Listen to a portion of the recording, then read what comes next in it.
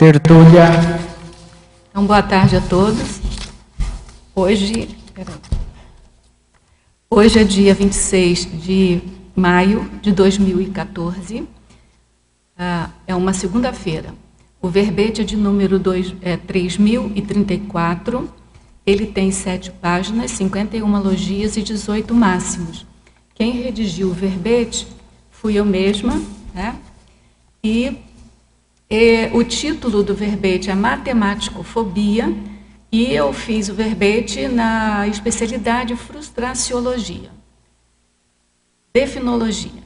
A matematicofobia é o medo, aversão, horror, recusa, desgosto, ansiedade ou insegurança frente aos estudos e aplicação dos conceitos matemáticos desenvolvidos pela consim, criança ou adulto, homem ou mulher, em consequência dos tabus e da aura de dificuldade quanto à aprendizagem da matemática, passados de geração a geração, contudo, tendo origem, em geral, na inabilidade do ensino desta disciplina.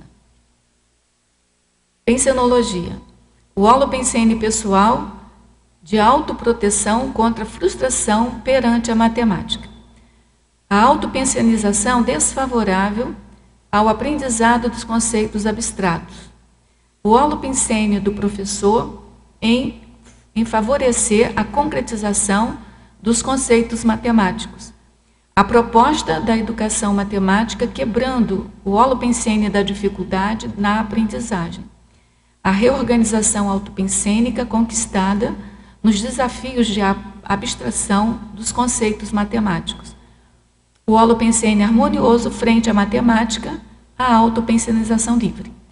A fatologia, as reações emocionais diante de tarefas matemáticas, o descontrole emocional adrede pela necessidade de estudar matemática, o medo de exclusão social pelo fracasso escolar na matemática, a pressão social, a expectativa elevada dos pais, a preocupação de insucesso dos próprios estudantes, a repercussão cerebral da ansiedade à matemática, a frustração e autoculpabilidade pelo fracasso escolar, o desinteresse pela matemática de consciências intelectualmente bem dotadas, o exagero da precisão terminológica do ensino da matemática, o apelo à abstração exagerada, a formação de professores para a educação emocional da matemática, a dificuldade natural de aprendizagem desvalorizada, supervalorizada no caso da matemática, a resistência à linguagem técnica, a humanização do ensino da matemática, a atitude positiva frente à aprendizagem dos conteúdos matemáticos, o interesse dos pais, o incentivo do professor motivado e dedicado, a descoberta de gênios nas Olimpíadas de Matemática para os alunos da rede pública de ensino, o aprendizado da matemática enquanto parte do processo de construção da identidade social. Na parafatologia, as rebarbas de retrovidas dificultando a habilidade matemática na vivência da intrafísica atual, a ação dos assediadores extrafísicos mantendo as fobias pessoais, a resolução da matematicofobia nesta vida intrafísica, liberando o paracérebro atuante para a intermissão. A desassim em ambientes fóbicos. A gente tem 12 máximos no detalhismo. A fatologia que eu li, alguns itens, ele tem 27 linhas, o que tem muita coisa que eu não li, né? E eu vou chamar a atenção aqui dos parágrafos da argumentologia, por exemplo, a desculpabilização, que é um dos centros aqui desse verbete, e no âmbito da politicologia educacional, eu faço um parágrafo aí falando sobre a atribuição de causalidade do fracasso escolar relativo à matemática. O parágrafo emoções, do enfoque da psicossomatologia, eu coloco 18 reações emocionais das consciências, notadamente daquelas consciências que são trafarinas em relação à própria competência na aquisição do conhecimento matemático. No parágrafo tipologia, eu coloco no contexto da personologia 17 tipos de aprendizes classificados em trafaristas e traforistas, de acordo com a reação pessoal frente ao estudo da matemática. Na terapeuticologia, eu faço uma enumeração horizontal, se vocês olharem aí com calma, que de acordo com a ótica da reeducaciologia, a reversão da matemática, ela se dá em 3 eixos. E o último parágrafo, que é do autocontrole, que de acordo com a mental somatologia, eu chamo a atenção que, em última análise, é o esforço da consciência de controlar-se, que é a saída aí da matematicologia, independente do contexto social, da pressão, etc. Remissiologia, a aptidão a conhecer, crise de crescimento, estudiosidade, eustresse e recim. A frase enfática: quem sofre de matematicofobia é insciente das autoaplicações intuitivas no âmbito da álgebra, geometria, cálculo algorítmico, nas várias soluções práticas de problemas da vida cotidiana. Questionologia. Você, leitor ou leitora, compreende os malefícios da matematicofobia? Na condição de aprendiz ou de observador? Na bibliografia específica, eu coloquei aí 6 referências, e na webgrafia eu coloquei uma referência. A mega-análise elaborada pelo João Paulo. Medo, cálculo, bloqueio, ansiedade, intelecção, superação, dificuldade, insegurança, autoconflito, estudiosidade, aprendizagem, enfrentamento, anti-estigmatização, pensenologia, frustraciologia, subcerebrologia, matematicologia, autocogniciologia, mental somatologia e autorreeducaciologia. Chamaria atenção também para a atribuição de causalidade, que é bem importante nesse assunto. Queria, antes de passarmos aqui para a tertúlia, propriamente dita, para as perguntas, queria fazer mais uma vez a divulgação da promoção da compra antecipada do Léxico de Ortopensatas, que é o novo tratado do professor Valdo Vieira.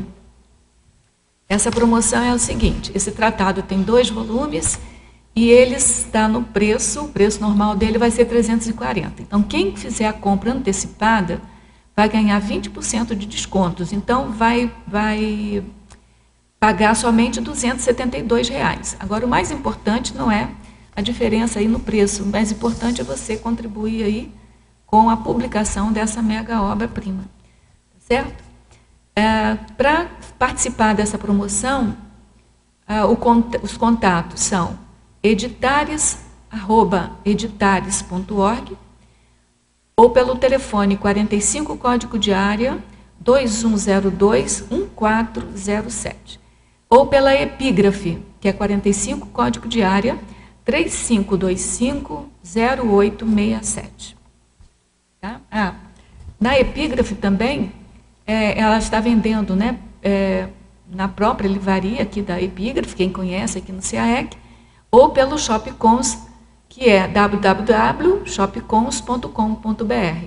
E o frete é pago pelo comprador, mas eu sempre dou aquela dica, né? Não pague o frete, vem aqui e pegue o livro pessoalmente e ainda passa uns dias aqui com a gente. Bom, gente, antes da gente ainda passar para as perguntas, eu queria contextualizar, antes que a Maria Luísa perguntasse, né, Maria Luísa? Por que eu resolvi fazer esse verbete? Então, eu fui numa livraria e me deparei com esse livro, Matemática Emocional. E aí eu achei bem interessante e comecei a ver sobre o assunto. Até então eu estava meio afastada aí dessa questão, né, da educação matemática e tal, que eu trabalhei bastante tempo. E aí eu comecei a me reinteirar do processo. E assim, na minha vida profissional, que eu já tenho bastante tempo de aposentada, eu trabalhei muito tempo com educação matemática. E eu me dedicava exatamente a melhorar essa condição do ensino da matemática. Eu trabalhava com os professores prioritariamente da rede pública de ensino, mostrando para eles como é que eles podiam trabalhar melhor com os alunos dentro da sala de aula. E uma coisa até que eu li muito nesses livros e em artigos, eu peguei artigos ótimos assim pela internet, que já tem, se você entrar com, não matematicofobia, porque essa palavra é mais da conscienciologia, mas se você entrar com ansiedade à matemática, você pega assim muita coisa, muito artigo bom, em inglês, em outros idiomas também. Então, é isso aí. Eu trabalhei muito tempo com isso, daí eu resolvi fazer um verbete sobre esse assunto, né? Porque a gente, no dia a dia, a gente entra em muito contato com pessoas que dizem que não gostam de matemática, aqui mesmo, na comunidade conscienciológica internacional, né? Cosmoética, eu já tive pessoas, eu queria aprender matemática e tal, né? Mas a gente, na verdade, a gente aplica a matemática,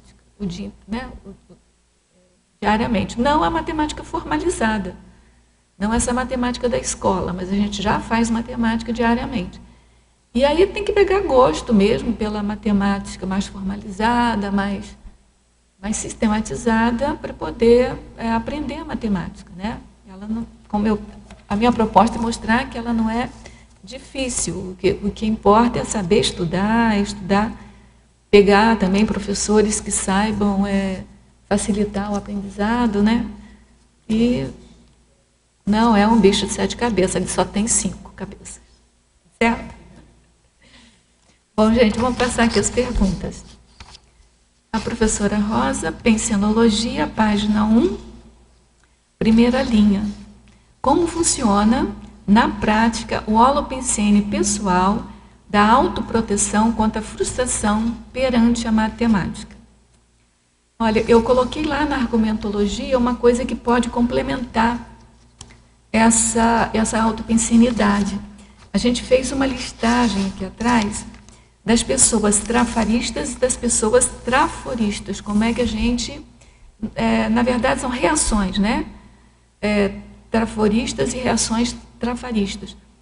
Então, assim, para você sair da matematicofobia, para você sair desse pensene, né, da frustração da matemática, primeiro é saber que a atribuição de causalidade não recai sobre você somente.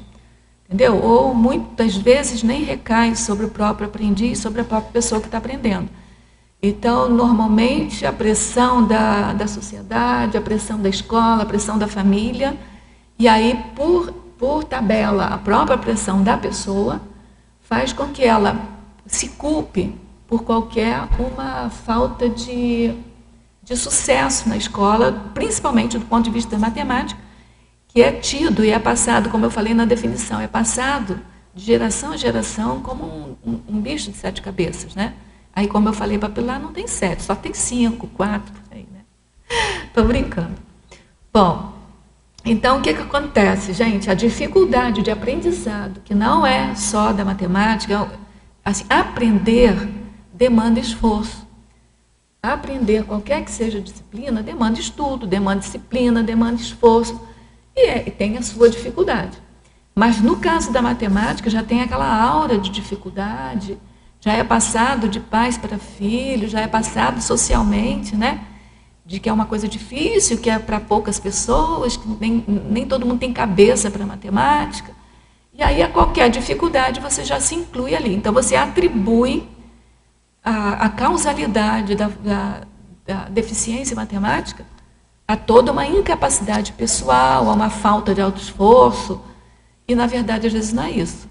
A matemática tem sido mesmo ensinada de uma maneira bem mecanicista, e é difícil, né? Você adquirir o conhecimento é só quando você já vem assim com uma paragenética ou com muito gosto pela matemática, entendeu? E eu não posso muito falar, porque não é o meu caso, né? Eu desde pequena eu adorava matemática, mas eu entendo a pessoa que não gosta de matemática. Hoje em dia eu já tenho noção de que é da minha paragenética, eu já fui matemática muitas vidas. E então, assim, interessante é que como eu vim com algumas dificuldades, assim, eu vim com dislexia, vim com falta de memória, vim com uma série de dificuldades que dificultam o aprendizado, não só da matemática, como qualquer outras matérias, e talvez também pelo meu curso intermissivo, mais ligada para a pedagogia, que eu acho que eu tive com certeza nessa questão, eu me dediquei, tanto na universidade quanto antes mesmo, a trabalhar com alunos que tinham dificuldades com matemática, né? Então, na universidade eu trabalhava com matemática, com cálculo, para os alunos que não eram da matemática, e aquilo era um tabu. Então, eu dava aula de cálculo para o pessoal da economia, da administração, da geografia, e aquilo era difícil. E assim, eu acho que eu conseguia estabelecer um clima assim, um pouco mais saudável. Mesmo no segundo grau, eu trabalhei também no segundo grau. Então, eu aprendi a trabalhar com materiais concretos, eu levava material concreto para a sala de aula.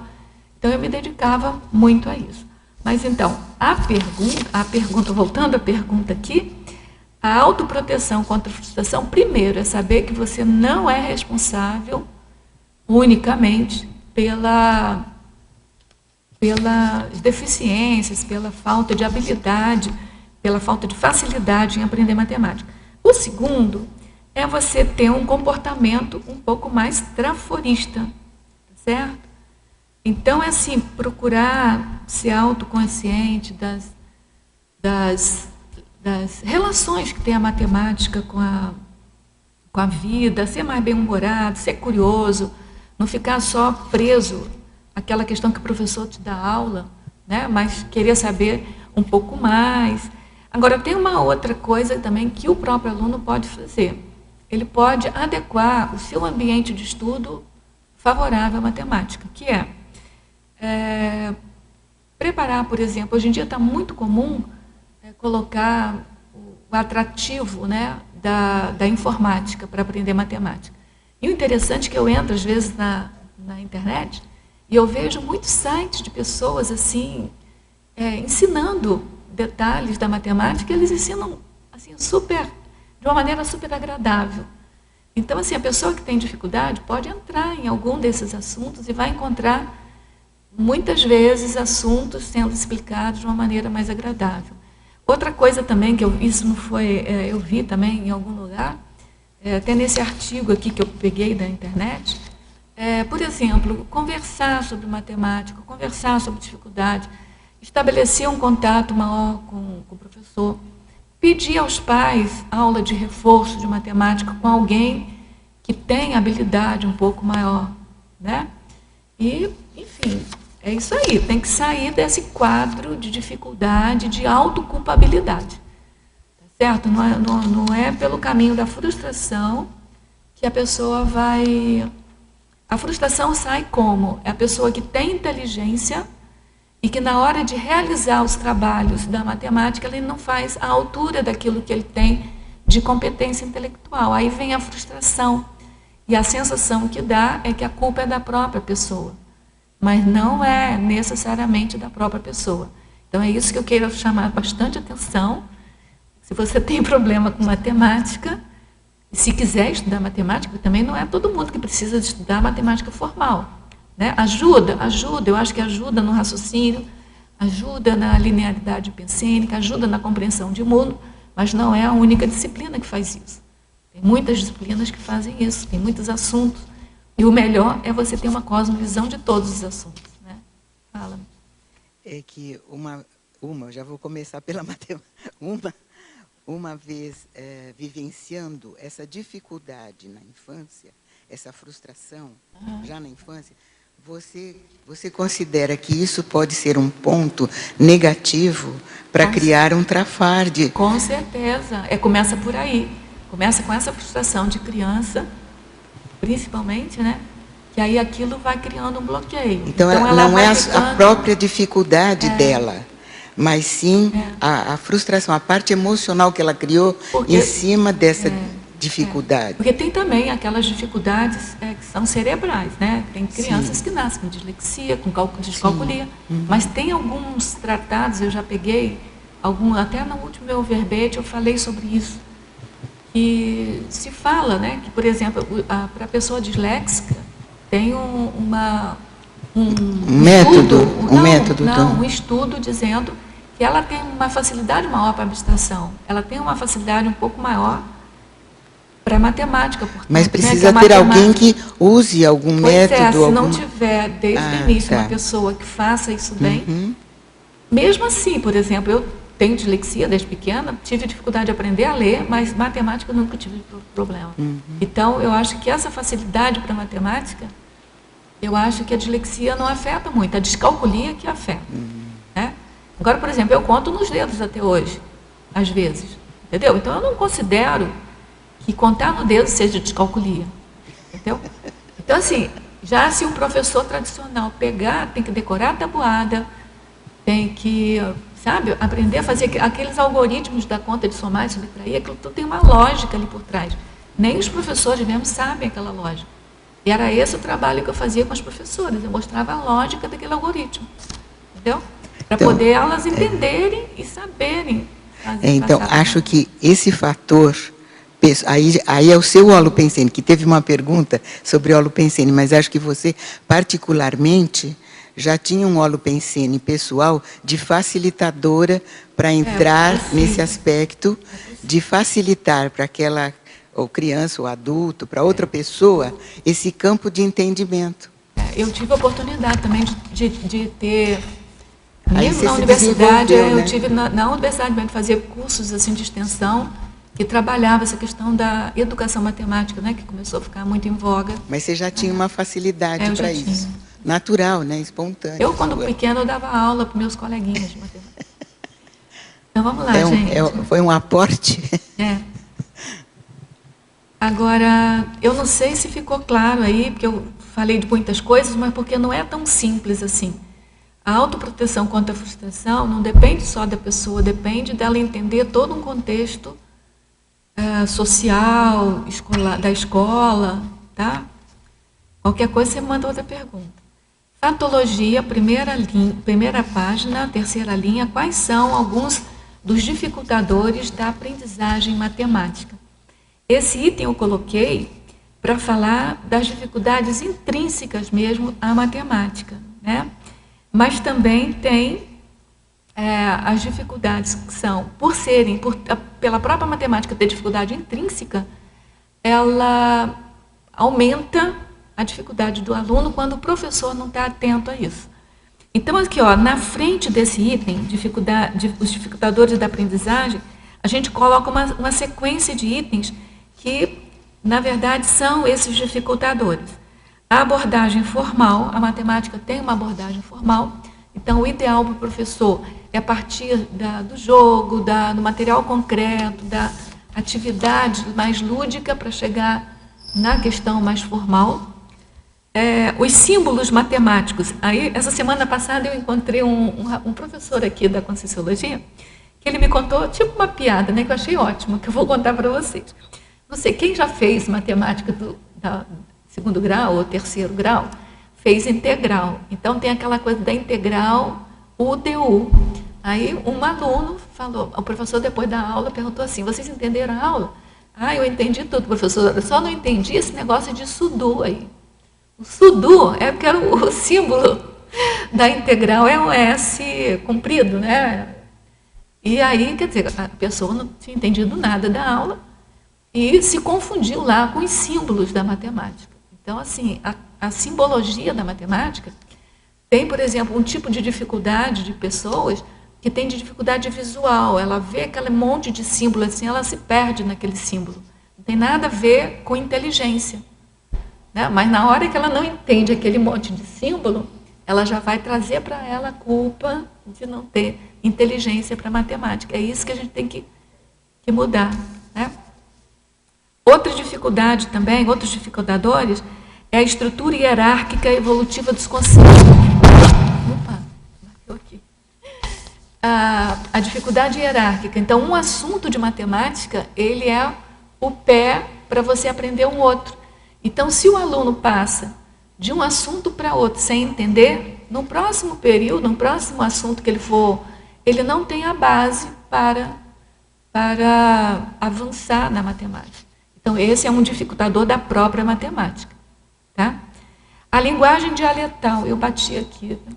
A linguagem dialetal, o que significa isso? Na matemática, é uma coisa específica, que às vezes, assim, olha, mesmo na universidade, um professor da área, tá? Um professor da área, por exemplo, que pesquisa análise matemática, conversando com o professor da geometria diferencial, um pode não saber o vocabulário do outro. Entendeu? É porque são dialetos, assim. É tão grande, é tão vasta é tão vasto o campo, né, de conteúdos da matemática, que uma pessoa que, por exemplo, se dedica a equações diferenciais, seja na geometria ou não, ela vai tendo conceitos ali, vai tendo... porque o que é matemática, gente? É uma linguagem axiomática, né? Você cria um corpo de axioma e vai derivando teoremas, né?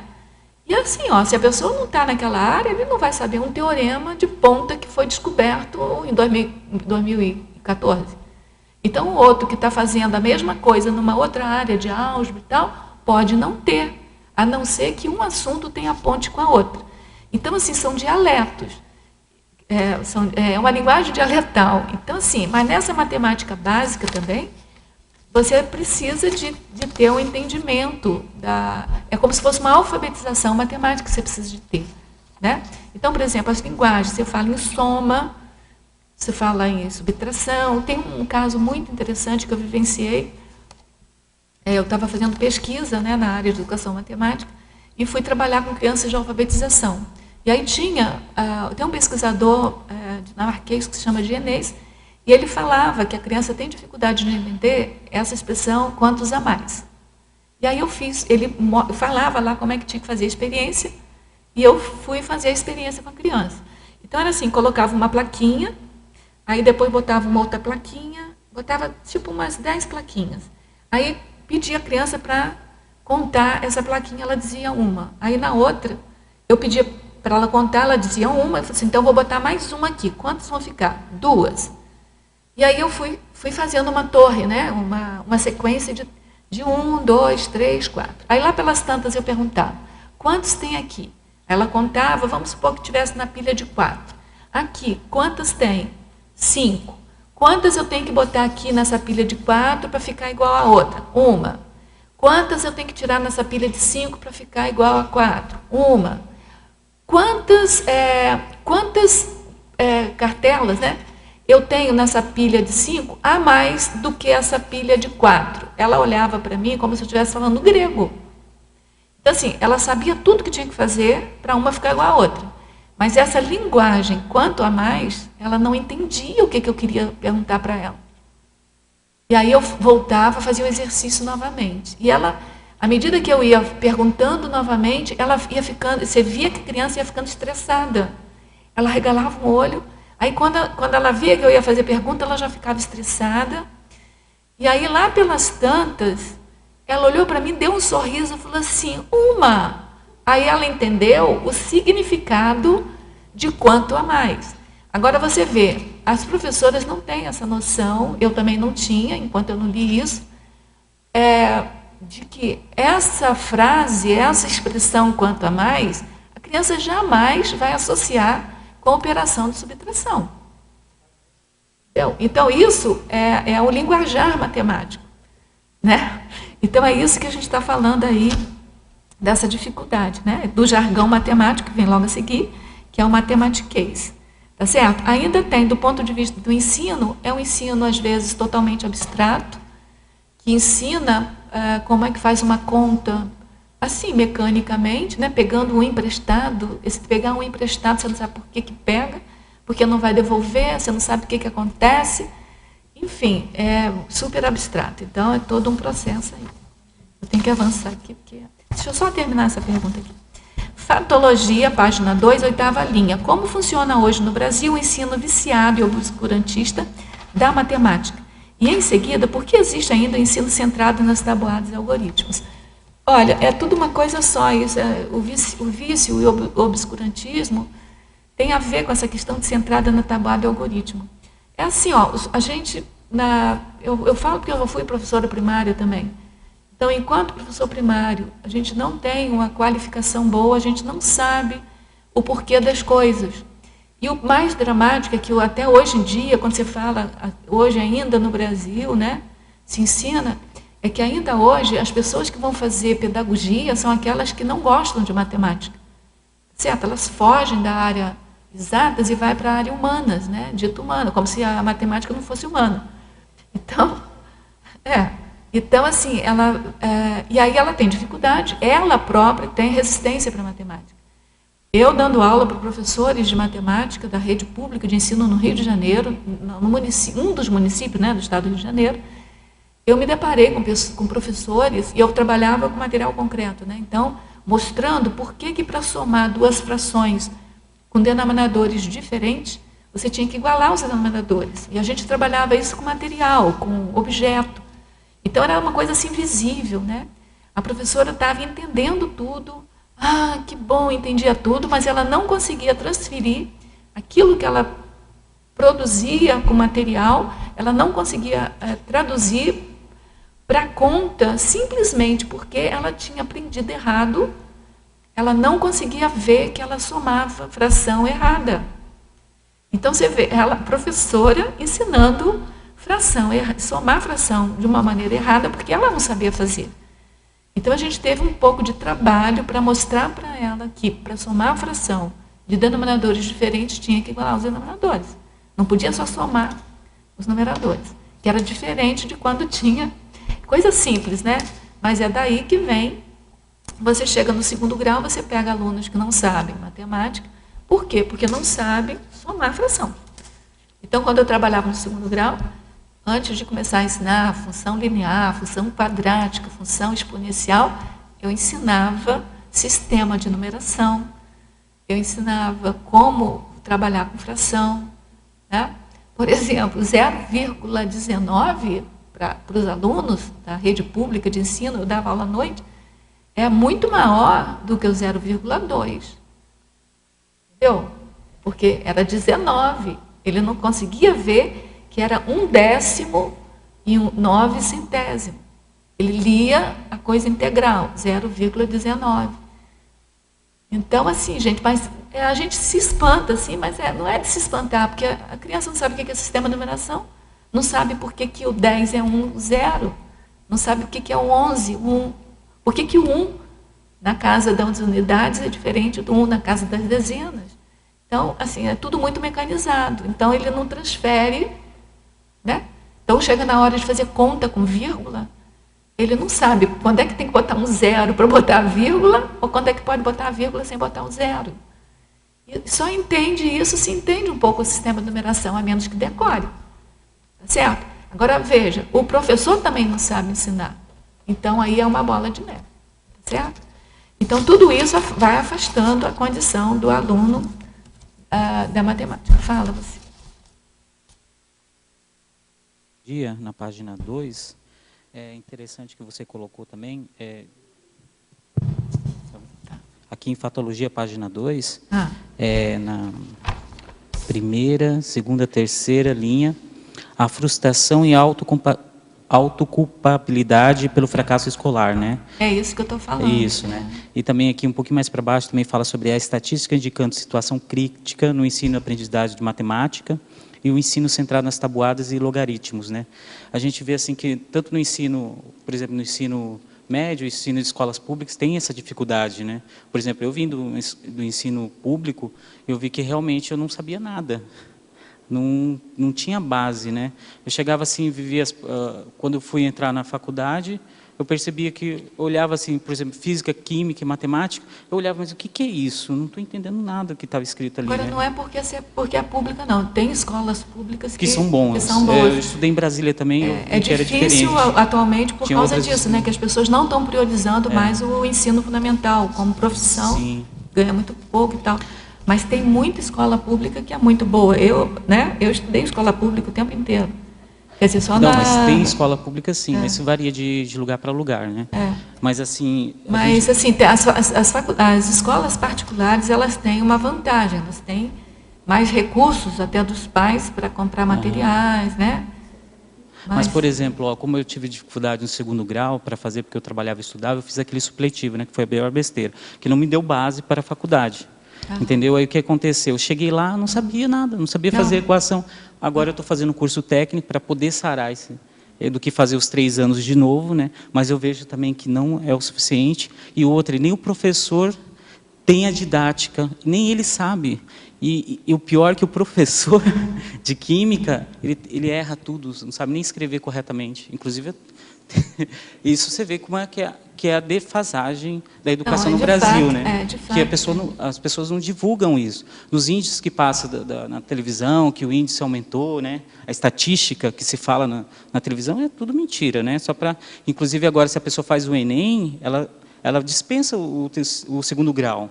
Eu acho errado isso, porque eu senti isso na pele, que foi a dificuldade de ter que voltar de novo, tentar, entendeu? Calçar.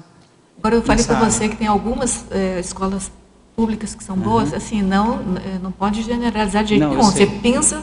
Não, assim, eu já estudei, por exemplo, em Brasília, a educação é muito boa. A gente não pode generalizar nada, porque também tem escolas particulares que também não são boas, entendeu? Os professores não são qualificados, porque a escola não qualifica, passa o aluno de qualquer maneira também.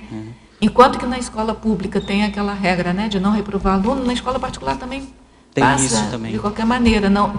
A gente não pode generalizar, porque tem umas escolas muito boas, tem umas escolas que pecam pelo contrário, exigem demais a criança, né? Lá no Rio de Janeiro tem umas escolas assim que eu não colocaria meus filhos, porque são extremamente rigorosas, assim, com rigor, que eu acho que frustra mais do que ensina, entendeu? Por exemplo, aqui sobre a tabuada, né? Eu lembro quando no primeiro grau que eu fiz, eu não sabia tabuada. E não me deixava sair da escola, eu ficava a tarde inteira, chorava, e eu não conseguia decorar toda a tabuada. Mas tabuada, mesmo que você não decore, você tem que saber, né? Isso foi na você tem segunda que nem série. que conta no dedo. Na segunda série eu não podia passar de ano se não soubesse toda a tabuada. Inclusive era no tempo da palmatória ainda. Palmatória nem pensar, né, gente? Hoje em dia... Mas então, da tabuada, né? Isso é importante. E nesses tempos atrás, não faz muito tempo, eu aprendi que a tabuada de 9 você podia fazer pela mão. Não sei se você sabe essa... Eu sei.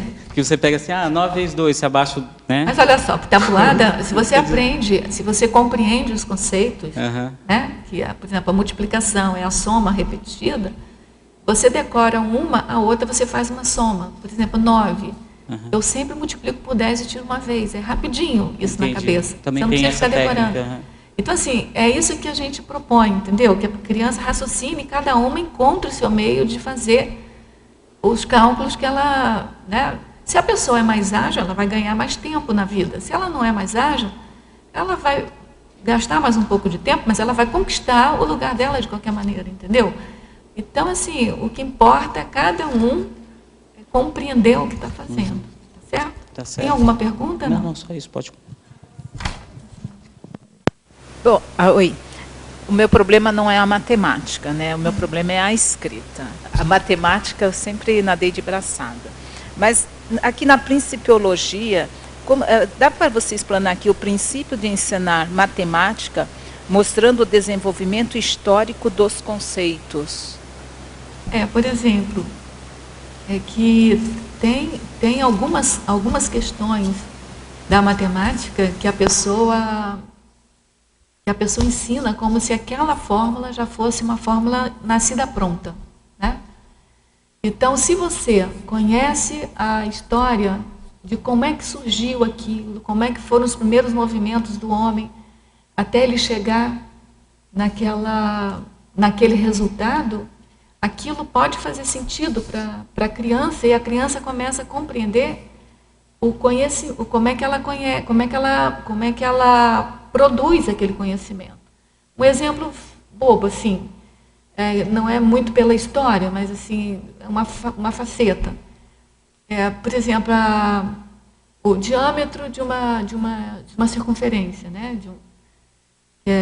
Nem sei se eu lembro, mas 2πr.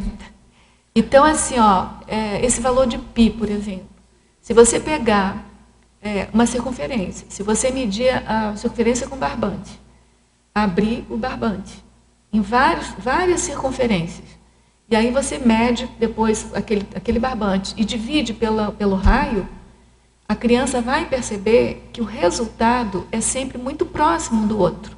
É como se fosse uma invariabilidade, né? Como se fosse, não, é uma invariabilidade. A razão entre a medida do comprimento da circunferência, né? Se você pudesse esticar ela, e a medida do raio dela. E aí, com isso, a criança vai chegar nesse tal famoso número π. Né? E assim, se você ensina o número π para uma criança, né, aquilo vai descer como uma mágica, como se aquilo... Quem é que descobriu esse número π? Por exemplo, historicamente, como é que apareceu esse número? Né? Por exemplo, a raiz de 2, por exemplo. É um mistério, né? É um número irracional, é um mistério. Então, como é que se descobriu? Achava-se antigamente que a reta era ocupada por todos os números racionais. O número racional é aquele número que pode ser colocado em sua forma de fração. Lá pelas tantas, alguém, acho que da escola pitagórica, colocou assim, descobriu que a raiz de 2 não era racional e tinha um determinado local ali na reta, com certeza. Essa pessoa que descobriu a raiz de 2 na época do Pitágoras foi morto, né? Porque era uma profanação. Mas depois o que aconteceu? Se você colocar numa reta, colocar de 0 a 1, aquilo ali mede 1. Se colocar um outro cateto perpendicular, medindo 1, a hipotenusa vai ser raiz de 2. Se você fizer a projeção dela no eixo, aquele ponto ali é a raiz de 2, tá certo? Então, aquele local ali é ocupado pelo valor raiz de 2. E raiz de 2 não é fração, não pode ser colocado na forma de fração. Então, historicamente, foi concluído que a reta não podia ser totalmente coberta por números racionais, que ela era a união dos racionais com os irracionais. E a gente ensina nas escolas que o conjunto dos reais é o conjunto dos racionais, que chama Q, não tem lógica, né? Racionais, para a criança não tem lógica, que chama Q, unido com os irracionais, que aí chama I mesmo. Entendeu? Então, assim, historicamente, você pode ir falando para a criança. Aquela história vai fixando. E tem muitas outras histórias, né? Certo? Bom, gente, deixa eu andar aqui. A Weber-Tong, para a fotologia, página 2, terceira linha, de baixo para cima, poderia aprofundar o processo lógico-matemático da evolução multidimensional? Esse item aqui, olha, esse item eu peguei do verbete do professor Valdo Vieira. Como é que é o nome do verbete? Colheita intermissiva. Né? Mas eu coloquei aqui porque tem uma outra conotação. O processo lógico-matemático é um processo que você começa a perceber diferenças e semelhanças. Né? Então, você vai procurando saber semelhanças e diferenças. O colheita intermissiva, a gente pode interpretar pelo colheita intermissiva, é aquele fenômeno que a Consim escreve o livro, né? E depois, lá, dessomada no extrafísico, ela vai atender interassistencialmente aos seus leitores. Né? Tem evocação. Então, esse processo lógico-matemático é um processo que vai perpassar toda a percepção dela através das evocações, dificuldades que a pessoa vai ter na leitura, tá certo? Mas eu penso que o professor Valdo, quando colocou esse lógico-matemático, não foi nesse sentido, foi no sentido de que essa lógica de você escrever no intrafísico para chegar no extrafísico, atender os seus leitores, isso tem uma lógica. E essa lógica é matemática. Quando o professor Valdo fala em matemática, ele fala em organização, em sistema, em equilíbrio, é mais no sentido de organização. Então, isso é uma organização evolutiva. Por isso que ele debate, que ele fala muito para a gente escrever livro. Que você escrevendo o livro aqui, a lógica matemática da multidimensionalidade, da evolução, vai mostrar que você vai continuar, quer dizer, é tudo arrumadinho, é tudo organizado matematicamente, logicamente. Você vai continuar a trabalhar naqueles livros.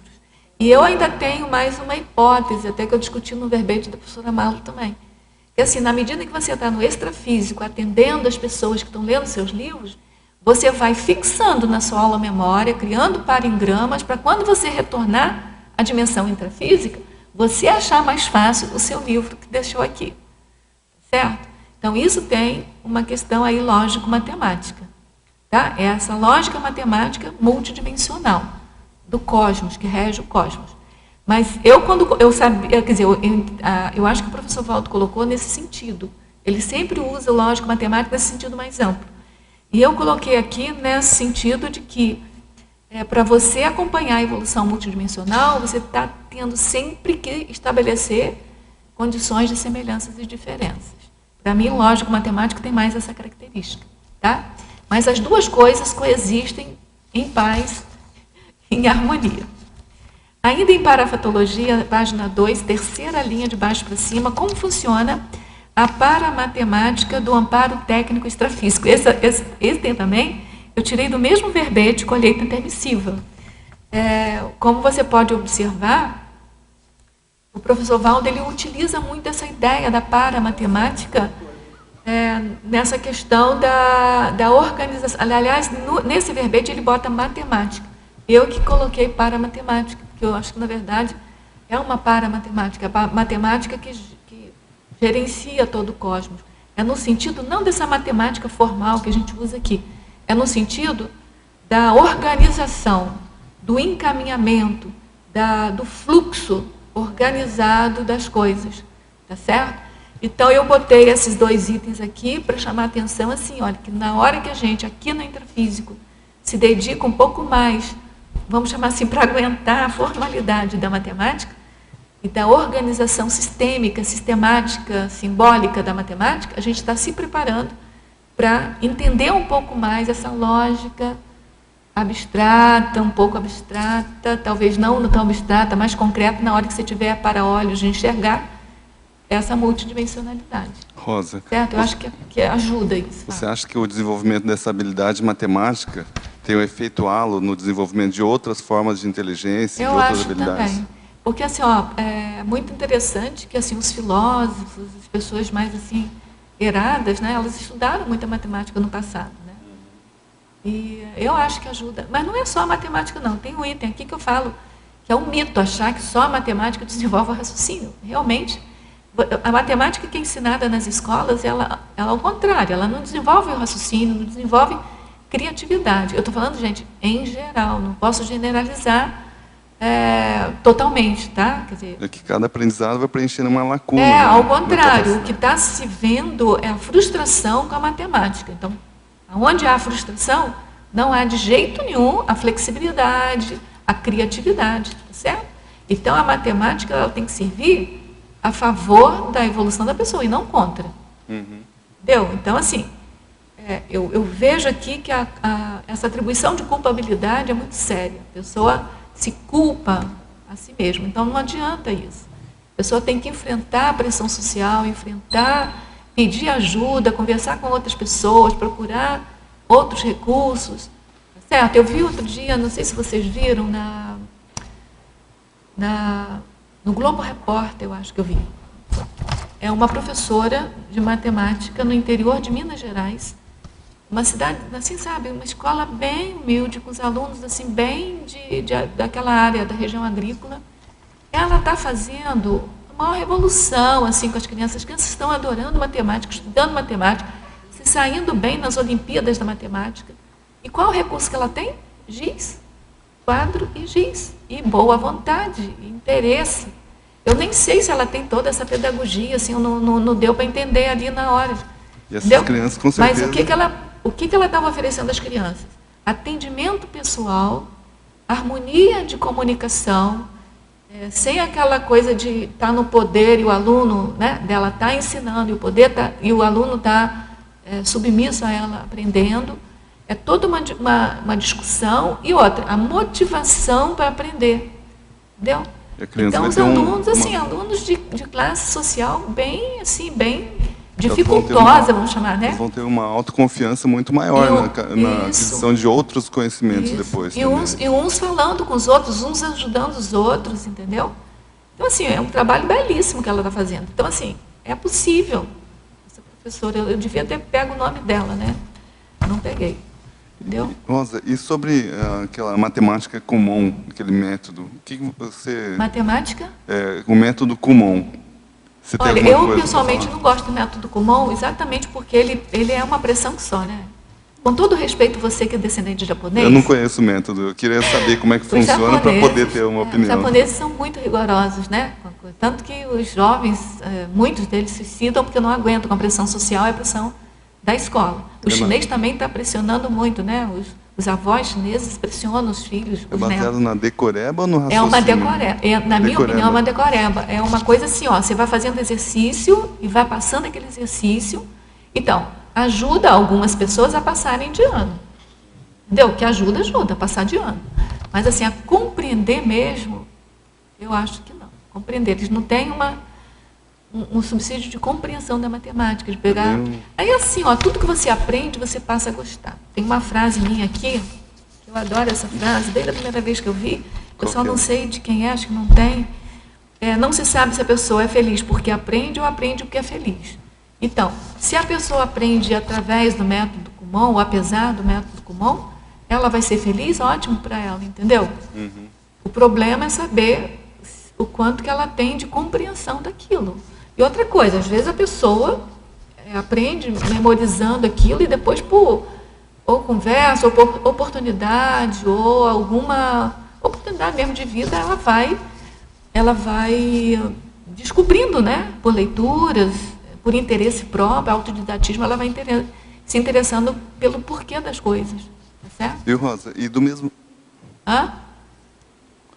Do mesmo modo que a matemática-fobia gera toda uma penumbra de uma dificuldade de conhecimento, de aquisição de conhecimentos na área de matemática, outras fobias também de aquisição de conhecimentos devem gerar toda uma repercussão no desenvolvimento da consciência. Não, e essa fobia é uma fobia, assim, que se você gera uma ansiedade, que se você não cuidar, tenha todas as repercussões cerebrais que tem qualquer outra fobia, entendeu? Rosa, eu conheço esse sistema Kumon, né?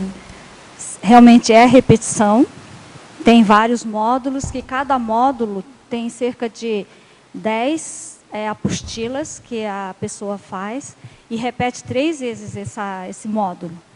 E aí, assim, a cada módulo faz um teste para passar para o módulo seguinte. E tem que fazer todos os dias, né? Seja essa é a parte boa, né? Que cria disciplina para o aluno. Todos os dias, não tem feriado, não tem sábado nem domingo, né? E aí a pessoa aprende a ter disciplina. Isso é que é bom. E também é bem rápido. Realmente essa parte, se é decoreba ou não sei. Mas eu sei que o raciocínio fica rápido de alguma forma. E a criança de 8ª série já é capaz de estar fazendo, né, pela agilização, é capaz de estar fazendo cálculos de 2º grau já. Antecipa bastante. Pois é, mas é mecânico, que faz né? Determinação, né? Eu, por exemplo, não adotaria para os meus filhos nunca. Daí não precisa mais estudar para o vestibular, porque ele já está, sabe, dominando bem a matemática. Método nipônico.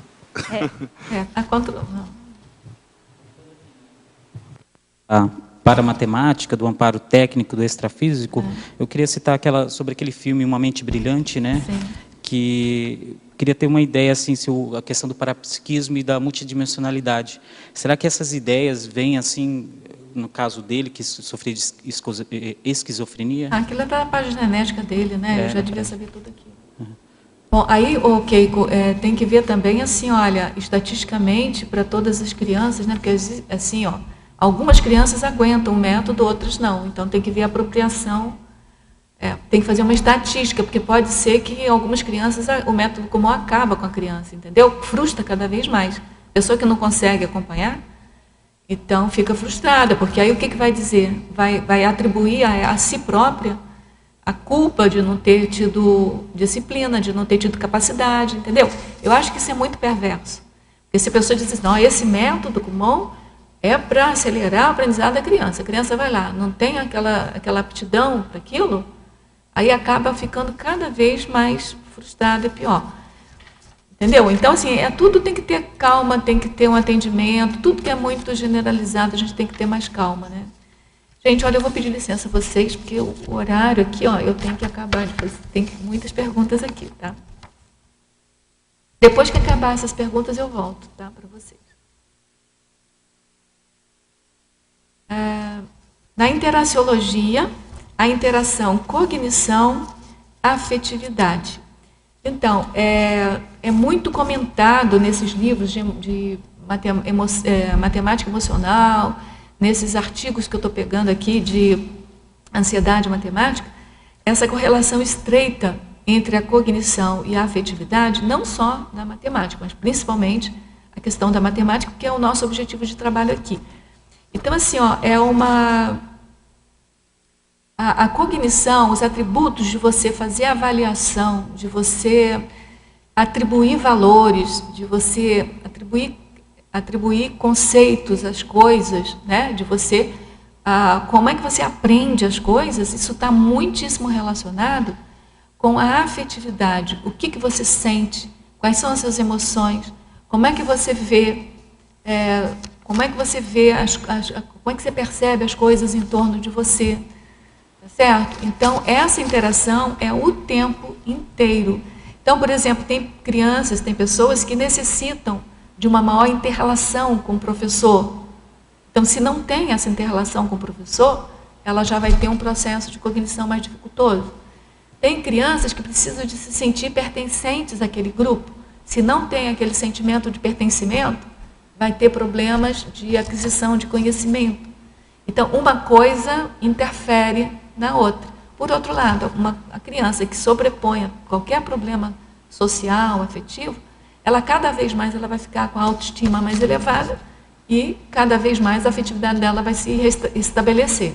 Então, essa é uma interação diária, cotidiana, mas não só com a matemática. É porque, como a gente está trabalhando com a matemático-fobia, né, então é um processo. Rosa, em relação a isso, teve uma época que eu fui diretor das especialidades médicas em Foz, e teve uma onda de todas as escolas acharem que estava tendo assim, muitas crianças com TDAH, transtorno de déficit de atenção.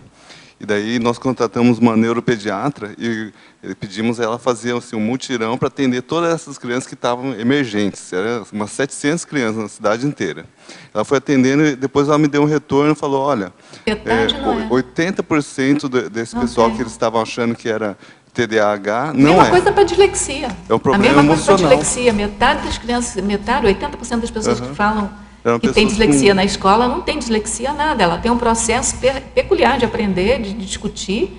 Por exemplo, se a criança resolve uma situação, um problema, de uma maneira pessoal, não resolve igual o professor, que, aliás, é ótimo, é criatividade, para isso que matemática desenvolve criatividade também, ela já é considerada, né? E aí a criança, quando não se adapta àquilo, ela é considerada uma criança com hiperatividade, com qualquer outro tipo de problema, menos com criatividade, menos com inteligência matemática. Uma criança abalada emocionalmente, como é que ela vai aprender qualquer coisa? Vai ficar quietinha lá, prestando atenção.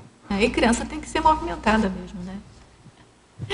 Então, professora Rosa, desde criança sempre tive dificuldade com a matemática. E na época do ginásio, fui reprovado na disciplina e também na época da faculdade.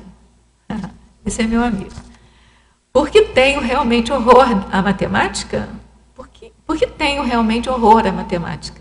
Será que de outras existências? Ou o mito de que tive péssimos professores ou eu não entendia a sua didática? Pode ser tudo isso ao mesmo tempo. Pode ser tudo isso ao mesmo tempo. Agora, eu não vou ser capaz de dizer para você o que predominou nisso aí. Tá? Assim, o que eu queria deixar claro aqui é que, em última análise, cabe a nós mesmos, a cada consim, a saída dessa situação. Né? Então, cabe a si próprio desdramatizar tudo isso, procurar recurso, procurar conversa, procurar o entendimento. Se não entende com o professor, entende com o outro, vai ampliar a sua disciplina de estudo, melhorar a sua disciplina de estudo, procurar outros recursos. Nessa era agora de informática, como eu falei logo no início, tem uma série de aulas de conteúdos de matemática super bonitinhas assim no YouTube. É só você colocar o tema assim, ver se vem aquela aula e você aprende aquilo ali.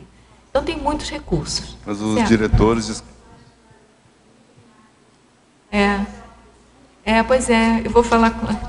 Mas também tem que ser buscado Pois é, ele pode pegar aqui, ó, aqui que eu também falando o seguinte, nessa situação aqui dos trafaristas, aqui na folha 5, eu dei 7 itens aqui, olha, de possíveis reações trafaristas da pessoa. Então, para a pessoa sair disso, tem que resolver essas questões trafaristas, tá certo? E adotar uma postura mais traforista. Mas o que eu queria saber, assim, ó, eu não queria parecer confusa nem contraditória. Então, ao mesmo tempo que cabe a gente resolver a situação, a gente não pode culpar ninguém, atribuir a culpa só a si próprio também não pode. É isso que causa frustração, é isso que causa matemática. Então, é assim, é admitir que a pressão social é muito forte, admitir que os pais estão fazendo pressão com ele, às vezes não compreende, a família não dá um apoio a ele, admitir que a escola não o ensina corretamente como ele merecia, mas a ele compete a reação, a ele compete a solução.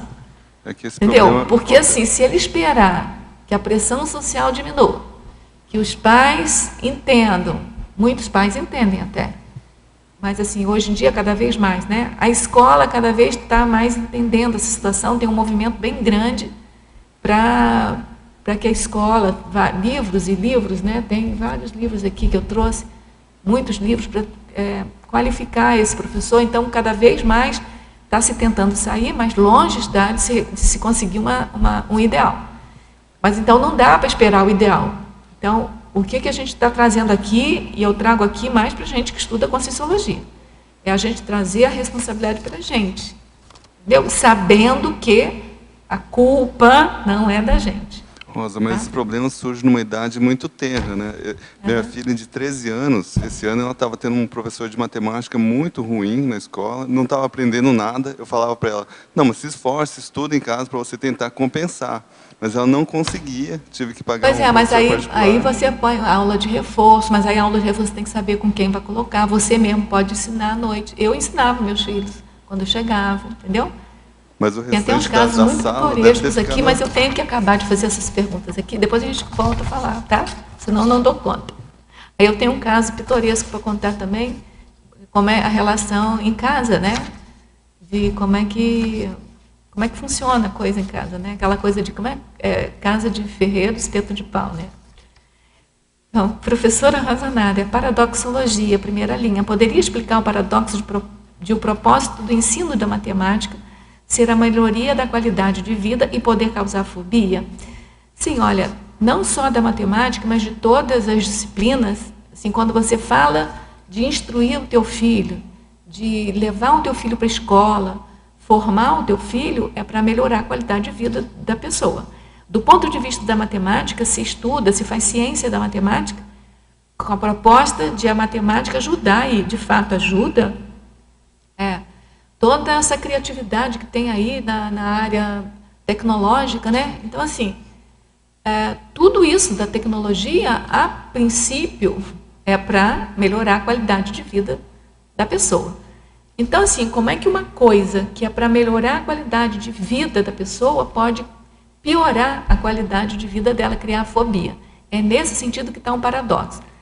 O paradoxo é sempre assim, ó, é uma falsa contradição que, se você ampliar o teu olhar para aquilo, você vai entender que ali não tem contradição, que aquilo pode ser resolvido. Então, como é que pode ser resolvido esse paradoxo? Compreendendo, né, quais são as questões que minam esse ensino da matemática, certo? E que ele tem um propósito e acaba acontecendo um outro propósito. Então, esse ensino, por demais abstrato, por demais dogmático, por demais instrucional, sabe? De dar instrução e o aluno tem que aprender de qualquer maneira, ele cria o contrário do que está se propondo. Né? Então, é só entender o que está por fora que você vai entender que não é uma contradição. Professora Rosa, como agir em uma situação? Dou aula particular de matemática. Essa aqui é minha colega de matemática, eu moro lá na Alemanha. Tem aqui a matemática também, a Keiko. A outra. Você também é de matemática, não é não? Matemática. Isso, está cheio de matemática aqui hoje. A Tânia trabalhou muito com a educação matemática junto comigo, né, Tânia? Você na ciência e eu na educação matemática. Então, vamos lá. Em que tenho a percepção que, através do medo da matemática, percebo uma nuvem escura dentro da cabeça do aluno e, às vezes, tenho a impressão que o medo dos pais são transportados para a aula, dificultando o trabalho. Você está certa. Muitas vezes, eu coloco isso aqui também no verbete, a pressão familiar é tão grande em cima da criança que a criança carrega um peso assim, que ela tem que aprender aquilo de qualquer maneira. E eu não sei se aqui vocês têm experiência sobre isso, mas eu tenho. Quando eu fico pressionado por algum motivo, ou pelo tempo, ou pela necessidade de fazer alguma coisa, eu não consigo enxergar nada. Eu fico bloqueada. Então, se uma criança vai para uma aula de matemática pressionada, porque tem que tirar a nota boa no final do período lá, nas provas, ela pode ficar bloqueada. E daí, um bloqueio aqui, que aí aquele, como a gente falou no início ali, o ensino da matemática, uma das dificuldades é que ela tem uma progressão hierárquica de conceitos. Então, se você tem um bloqueio aqui, não aprende uma conta aqui, na aula seguinte, vai precisar daquilo, ela não vai saber. E aí, pronto, aí é uma bola de neve, é uma reação em cadeia negativa, progressiva negativamente, né? Ou seja, regressiva, e aí é um problema. E aí vira autoassédio. Aí eu também coloquei aqui na parafatologia que os assediadores que querem anular aquela pessoa podem se utilizar disso. Não estou dizendo que toda pessoa que tem matematicofobia tem assédio, não é isso não, gente. Eu estou dizendo assim, uma pessoa, adulto ou criança, numa situação de fobia, seja ela qual for, nós estamos falando aqui especificamente da matemática, na hora de aprender um conceito matemático, se ela já vai com essa ansiedade, a dread, né? Quer dizer, antes dela encontrar um conceito, ela já, como ela sabe que vai precisar de estudar matemática, ela já vai nervosa para o negócio, já vai ansiosa para lá. Então, aquilo já leva toda uma carga de adrenalina, de cortisona, né? Afeta o sistema nervoso central. Aí aquilo, pode ser que aquilo seja um campo fértil, pode ser não. Normalmente, aquilo é um campo fértil para possíveis assediadores aproveitarem aquela situação. E aí, se acopla com o assediador, vai ficar cada vez mais difícil. Então, minha amiga, você tem 2 trabalhos aí. Chamar esses pais para uma conversa, que é o que se recomenda, né? Os pais têm que ficar a favor do filho, não contra o filho, que essa pressão de casa não vai resolver. Desassediar, quer dizer, antes de entrar na sala de aula, desassediar o ambiente, jogar bastante energia nessa criança e procurar mostrar, dialogar mais com essa criança para saber onde é que começa o não entendimento dela. Então, eu me preocupava muito isso quando eu dava aula de matemática, sim. Eu ficava olhando para as pessoas, quando a pessoa não entendia, eu ficava olhando fixa, assim, quase que para puxar de dentro dela onde é que ela não estava entendendo. Às vezes você explica tudo de novo e a questão dela é lá no iniciozinho, uma bobagem. Então você tem que descobrir aonde é que está o empecilho, né? E é só conversando com a criança. Em pensenologia, página 1, 4ª linha, poderia comentar os didático-pensenes e no final, na 6ª linha, a reorganização autopensene conquistado nos desafios de abstração dos conceitos matemáticos. Os didático-pensenes são aqueles pensenes voltados para a didática, mais ou menos isso que eu acabei de falar. Então, assim, se você tem os pensenes voltados para entender aonde é que o raciocínio da criança está falhando, para intervir no raciocínio dela e não no erro dela.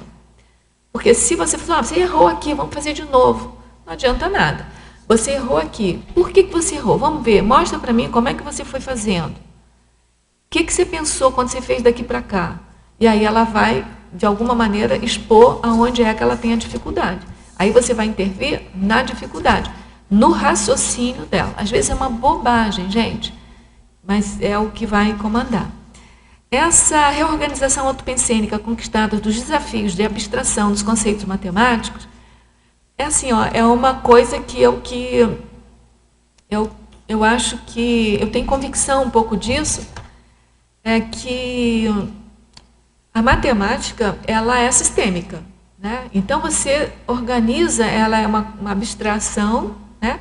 Você pode aplicar ela no concreto, mas assim, o conceito de número, quando você vê, por exemplo, 2 abacaxis, o 2 não é aquele abacaxi, então o 2 é um conceito mental, está dentro da tua cabeça, é abstrato, é uma relação, né, que você faz abstratamente. Então, a matemática por si só, ela é abstrata, né? É claro que ela tem uma conexão muito estreita com a coisa física, com o concreto, mas é preciso da gente fazer essa ponte com o concreto aí. Então, o que eu penso? Esse exercício, sabe, de você ver o concreto, abstrair, ver o concreto, organizar. Tem um verbete meu que é estética numérica, que é você ver o concreto, ver as coisas, apreciar a natureza e traduzir matematicamente aquilo. Esse exercício não é só propriedade da matemática, você pode fazer isso com qualquer outra disciplina que permita fazer isso. Esse movimento é tão importante quanto aquele da análise e síntese, porque é mais ou menos isso. Na hora que você vê o concreto, você está analisando aquele concreto, na hora que você abstrai aquilo para o conceito matemático, você está fazendo uma síntese daquilo, a síntese abstrata daquilo. Tá certo? Mas, e aí tem um tempo que você vai fazendo isso. Primeiro, quando criança, você não tem essa capacidade, aí você vai ampliando a sua condição, até cognitiva mesmo, até você conseguir fazer esse tipo de abstração. Tem pessoas que têm mais facilidade para isso, pessoas que têm menos facilidade para isso. Certo? Tem um pesquisador canadense, o Claude Golan, há muito tempo assisti uma palestra dele, que ele falava, a criança que tem mais facilidade para estudar matemática é aquela que tem mais habilidade com a abstração. Então, como é que ele via isso? Como é que ele fez essa pesquisa? Ele colocava vários tipos de problema, uma situação, problema, que o esquema mental para resolver o problema era o mesmo. Só que ele ia complexificando a linguagem. Então, por exemplo, a primeira, você tem duas bolas de gude com um carrinho. Quanto tem ao todo? Aí a criança vai somar, a criança fazia normalmente. Sua mãe foi ao mercado, comprou 2 de alguma coisa, mas 1 quilo de alguma coisa. Quantos quilos ela trouxe para casa? Até que chegava um momento que ele falava coisas fora da cultura daquela criança. A criança não entendia o que estava em jogo ali, a aquisição do jogo. E aí a criança não sabia fazer a mesma operação. Entendeu? Então, assim, a criança sabia que se tivesse 2 bolas de gude com mais um carrinho, para juntar tinha que somar. Mas quando não era bola de gude a palavra, nem um carrinho, quando era uma coisa assim fora da cultura dele, com ele já não sabia que tinha que somar. Então, ele atribuía, era uma pesquisa dele, que isso era falta de abstração da matemática que permeava todas as estruturas de todos os problemas. Porque a estrutura de todos os problemas era a mesma. Eram sempre 2 grupos de coisas que tinham que somar. Entendeu? Então, ele discutia isso. Então, há pessoas que realmente têm mais dificuldade do que outras, mas tudo é um treino. Então, eu penso que a abstração é importantíssima. O professor Valdo tem 2 verbetes, a abstraciologia, a abstração, tem vários verbetes de abstração, que é a maneira como você apreende a realidade das coisas. A gente que trabalha com parapsiquismo é bem importante. Então, é nesse sentido que eu coloquei, sabe? Que reorganiza a autopensenidade. Você começa a ver as coisas, mas você vê o esquema que está por trás das coisas. É isso que é abstração. Tá? Eu acho que a matemática ajuda isso. Mas, gente, de novo aqui, eu estou falando muito da matemática porque o tema é matemática. Não é só a matemática. Você pode conquistar isso com outras linhas do conhecimento. Patologia, página 2, terceira linha, poderia aprofundar a repercussão cerebral da ansiedade matemática? Então, a ansiedade, a matemática é uma coisa séria, tanto quanto outra ansiedade qualquer. Então, assim que você se depara com essa ansiedade, ela vai mexer com o seu sistema nervoso central, vai atacar tem um médico aqui, o hipotálamo, né? Aí vai a amígdala, né? E aí vai secretar aí os hormônios aí, de adrenalina, de cortisona, Enfim, e aquilo ali vai gerando uma tal confusão cerebral que a partir dali a pessoa fica estressada, ela pode ficar tremendo, ela pode ficar tipo um bolo na garganta, pode descontrolar em choro, pode ter qualquer reação que tenha uma ansiedade comum qualquer, pela matemática, só por essa pressão aí. Né? E assim, a matemática é mais contundente do que outras disciplinas, porque já tem esse mito que passa de pais para filhos, né? De geração em geração, de que aquilo é para poucos, que aquilo é muito difícil, né? E aí a criança já vai com essa prevenção. Fora isso, como a gente comentou, que eu acho que é uma das coisas mais sérias, é a falta de didaxia, né, nas escolas também, que não podemos deixar de ressaltar. Tá certo? Então, a repercussão cerebral é uma coisa séria. Ainda em Fatologia, página 2, só voltando aqui um pouquinho, a nossa colega ali falou que ela tem essa mesma sensação com a escrita, né? Ela tem a lexicofobia, né? Então, só para confirmar que não é propriedade da matemática, mas a matemática, acho que a quantidade é maior de pessoas que estão nesse problema, porque o mito é um pouco maior do que a escrita, né? Ainda em Fatologia, página 2, quarta linha, poderia exemplificar os reais problemas cognitivos? Não, os reais problemas cognitivos é porque a gente não podia eximir nesse verbete de dizer que existe de fato a descalculia, existe de fato a acalculia, que são dificuldades. Existe aquela dislexia que está num nível, um patamar muito elevado, que ataca, pode prejudicar até a matemática, como a gente já falou, né? Tem um pesquisador que diz, né, que a dislexia facilita essa questão da abstração, porque ele faz um caminho no cérebro diferente das pessoas que não são disléxicas. Mas isso ainda é uma hipótese dele, que está pesquisando.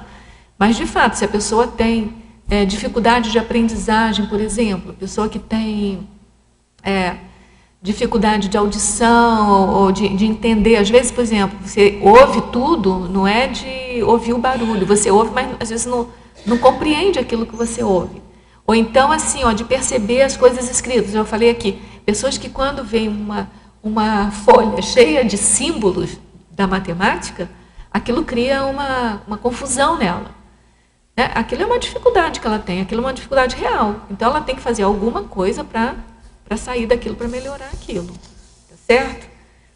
Então, é isso que a gente quis dizer, problemas cognitivos reais, assim, verdade.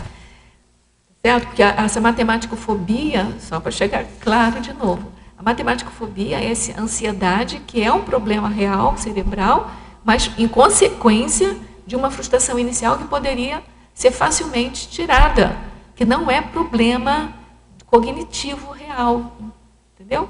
Então é isso que a gente está separando. A matemático-fobia nem sempre, ou quase sempre, o que a gente está qualificando de matemático-fobia não é a mesma coisa que esses problemas cognitivos reais. A gente quer distinguir isso um pouco. É óbvio que quem tem problema cognitivo pode ter a matemático-fobia, mas não é a mesma coisa. Tá? Teria uma teoria ou ideia por que quase tudo no universo tem a forma redonda? Matematicamente seria uma forma perfeita? Olha, desde Platão, ele tentava representar a natureza pelos números, né? Pitágoras também queria tudo na natureza, eles representavam pelo número, ele achava que os números comandavam a natureza. E o Platão, especificamente, ele escolheu umas formas para representar todo mundo, né? Então, a quintessência, aquela coisa dos 5 polígonos, né, regulares e tal, e ele considerava, tanto ele como Pitágoras, que a circunferência é a forma mais perfeita que tem, tanto a esfera quanto o círculo, né? Assim, eu não sei por que tudo no universo tem forma redonda. Eu estou vendo aqui um monte de coisa no entorno, não tem nada redondo aqui, só a cabeça do meu amigo ali. Né? As nossas cabeças são um pouco redondas.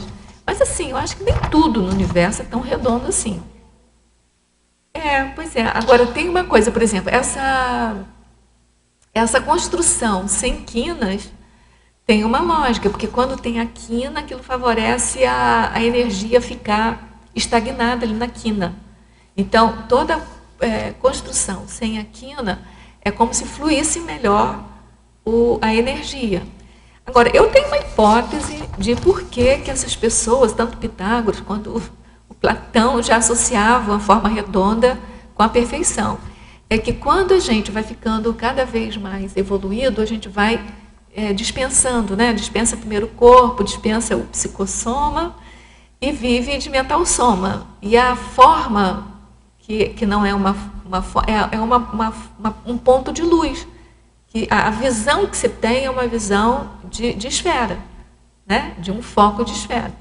Então, assim, por esse ponto, eu penso que a forma, né, redonda é, de fato, a mais perfeita nesse sentido, né, metaforicamente falando, de que ela lembra o estado melhor, mais evoluído nosso.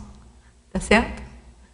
Enquanto a gente não chegar lá consciência livre, ou mesmo enquanto consciência mais evoluída, que vai participar daquelas comunex mais avançadas, né, que você pode se manifestar só de mental soma, aí a gente vai ter que usar corpo, né, assim.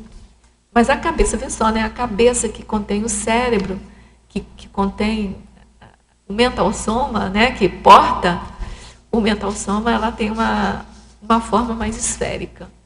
Eu vou pensar mais sobre isso. É interessante. Professora Rosa, página 1, última linha. O que é a estrutura hierárquica evolutiva dos conceitos matemáticos? Então, isso aqui é essa questão de que a matemática você começa com a construção do número, depois as operações, depois as equações, e aí você vai andando. Chega lá em funções, se você não sabe número, você não vai saber função. Se você não sabe equação, você não vai conseguir encontrar os zeros de uma função. Se você não sabe somar números fracionários, você não vai conseguir dar conta lá das equações, das suas equações diferenciais lá para frente. Tá certo? Então, tem uma experiência muito interessante. Por exemplo, o aluno tem muita dificuldade. Eu estou falando da rede pública de ensino no 2º grau à noite, que são aqueles alunos que trabalham. Eles tinham muita dificuldade com conta de fração, né? Então, assim, se você estivesse lá no 2º grau, dando aula de equações quadráticas, equações exponenciais, mas não passasse nenhum número fracionário, eles iam bem. Agora, se você passasse um número fracionário, eles erravam tudo, eles não sabiam fazer a conta com fração. Entendeu? Então, é isso que é ser um conhecimento hierárquico. Você tem que saber cada degrau da matemática para ir avançando, não dá saltos. É igual a nossa evolução. Por isso que eu acho que o professor Valdo sempre fala que a evolução nossa é matemática. Por causa desse... Ninguém dá saltos, ninguém sai da baratrosfera direto para uma comunex evoluída. Entendeu? Tem que ir formando, aí, maturando não só o cérebro, se for consciente, como o paracérebro, né, na condição de consciência. É isso que é a estrutura hierárquica, tá? Que vai crescendo e uma coisa depende da anterior. Fatologia, página 2, 12ª linha, como funciona a educação emocional da matemática? Então, essa é uma proposta. Então, a educação emocional, a proposta é que os professores não pressionem os alunos, os professores entendam como é que é o processo de aprendizagem dos alunos, os professores trabalhem com a construção dos conceitos com os alunos. Obviamente, eles teriam que ter a qualificação para isso, né? Eles teriam que fazer cursos e tal, que eles chamem os pais para poder instruírem os pais a respeito da importância do apoio dos pais para a educação matemática, tá certo? Então, é todo... e outra coisa, chama as crianças, o aluno, né? Motiva esse aluno para que ele tome rédea e pé da própria aprendizagem da matemática, leve para a sala de aulas, trabalhos que envolvam as questões do dia a dia, para ele sentir a necessidade, a importância da solução da matemática dos problemas diários, tá certo? Então, é isso que seria uma educação que a gente chama aqui de educação emocional da matemática. Seria ensinar a matemática visando a questão psicológica da criança, psicológica e cognitiva da criança, afetiva da criança. Esses 3 eixos, né? Afetivo, cognitivo e psicológico. Para a patologia, página 2, terceira linha, resolução da matemático-fobia nesta vida intrafísica, liberando para cérebro atuante para a intermissão. Me encaixo nesse item, pois nessa vida superei matemático-fobia e gostaria de saber o que isso afeta a intermissão. Olha, isso é uma hipótese que eu estou levantando, que não é só da matemático-fobia, qualquer que seja a fobia, gente. Se a gente tem alguma fobia, fobia é bloqueio. Se você tem algum bloqueio, você tem algum bloqueio em algum chakra, tá certo? E aí, se você tem, no caso de matemático-fobia, no chakra, um dos chakras mais importantes, que é o coronochakra. E aí, se você tem essa matemático-fobia, ou qualquer que seja a fobia, essa vida intrafísica que a gente está tomando conhecimento da conscienciologia, da seriaxialidade, da importância do nosso trabalho na intermissão, o mais que a gente puder correr, né, a gente deve se reorganizar diante dessas questões. Não precisa de sair da matemático-fobia e adorar a matemática, também não precisa de tanto. Mas só de você não ter a rejeição, assim, lidar com a matemática como uma outra disciplina qualquer, como uma coisa qualquer. E aí tem aquelas questões todas que a gente falou, gente. Não atribua, não faça atribuição de causalidade só para você. A gente não é o único culpado dessa história toda, tá certo? Embora a gente tenha responsabilidade com a gente mesmo. Isso parece um paradoxo, mas não é. Hã? Uhum. Em ciclologia, página 3, segunda linha, poderia esclarecer os ciclos dos períodos piagetianos, sensório motor, operacional concreto e operacional formal? Então, o Piaget, ele estudou muito essa questão, né, do construtivismo social e dizia que a criança tinha que ter a maturidade biológica, ele acompanhava a maturidade biológica com as questões da aquisição do conhecimento pela criança. E na matemática, então, isso funciona nesse sentido dos períodos piagetianos, sensório-motor. É aquela idade em que a criança ela vai percebendo o exterior através dos sentidos dela, tá certo? Então, ela vai percebendo o mundo à volta dela. Então, por exemplo, se uma coisa é áspera, se uma coisa é quente, se uma coisa machuca, se uma coisa não machuca, esse seria o período sensório-motor. O operacional concreto seria aquele onde ela começa a estabelecer as primeiras relações abstratas sobre aquilo. Então, por exemplo, ela pega um brinquedo amarelo, pega um brinquedo vermelho. Ela vai começar a estabelecer que o vermelho é diferente do amarelo. Certo? A diferença não está nem no objeto vermelho, nem no objeto amarelo. Nem no objeto amarelo. Certo? Então, se ela tem um carrinho vermelho, falando de menino, um carrinho vermelho com um carrinho amarelo, ele sabe que essas duas coisas são diferentes, ele pode preferir uma a outra, mas ele também percebe que a diferença não está nem nesse, nem esse. A diferença é uma relação mental que ele faz dentro do cérebro dele, dentro da cabeça dele. Ou seja, ele já começa a fazer as primeiras abstrações. Tá certo? Então, ele tem um período que ele tem. Aí tem, na verdade, tem um outro período antes que eu não coloquei aqui, que é o pré-operacional, né? Mas é tudo preparando para isso, né? E depois o operacional formal, é quando ele começa a ter condições um pouco maior de registrar com as notações matemáticas, ele vai fazer as operações formais. Então, ele já pode, por exemplo, preparar um algoritmo já da adição, da subtração, tá certo? Fazer geometria, já demonstrar os teoremas da geometria, enfim. Ele já sai já saiu do concreto, já passou pela abstração, já está na formalização. Já pode usar a linguagem matemática propriamente dita, tá certo? Agora, é questionável do Piaget, porque assim, ele estabelece umas faixas etárias muito rígidas para esses períodos, e isso é extremamente questionável, principalmente depois dos trabalhos do Vygotsky, tá certo? Mas assim, uma coisa que a gente percebe, eu percebia nos meus alunos adultos, é que isso funciona, nos meus alunos adultos. Então assim, ó, e eu acho que funciona até para a gente. Por exemplo, eu sou mais do que adulta, né? Já estou quase na terceira idade. Mas assim, se eu tenho que aprender uma coisa nova, eu não vou sair logo fazendo a formalização daquilo. Eu tenho que primeiro... E aí, assim, o concreto abstrato para mim já é uma outra maneira, né? Eu já tenho que acompanhar como é que aquilo foi feito. Eu tenho que começar a trabalhar com a construção daquele conceito. Na hora que eu construo aquele conceito, estou no concreto abstrato, entendeu? Estou no concreto ainda, estou passando para o abstrato. Depois é que eu posso já trabalhar com formalização. Entendeu? Então, assim, eu vejo que até depois de adulto, a gente passa um pouco por essa questão, né, do material. Eu, principalmente, trabalhei muito com material concreto para ensinar matemática, então, perpassava esses períodos aí.